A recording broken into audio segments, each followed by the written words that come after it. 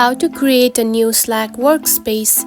If you have been using the Slack application and wondering on how to create a workspace on it, don't worry. In this video, I will show you how to do it. So let's get started. First of all, open the Slack application just like this. After that, you will find something like this. Now tap onto three dot lines right here at the top.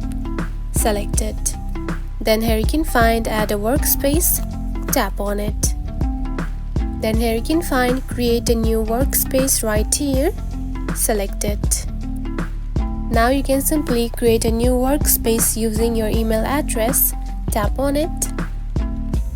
Now simply add the name of your company or team, just like this, and tap on to next.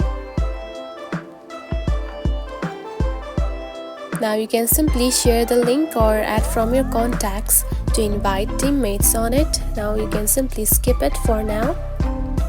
Now you can simply add a project your team is working on, just like this, and tap on to next.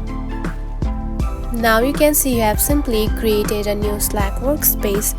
Now tap on to see your channel in Slack.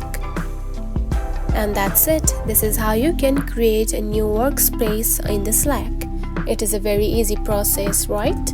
If you found this video helpful, don't forget to like and subscribe for more tips. Thanks for watching.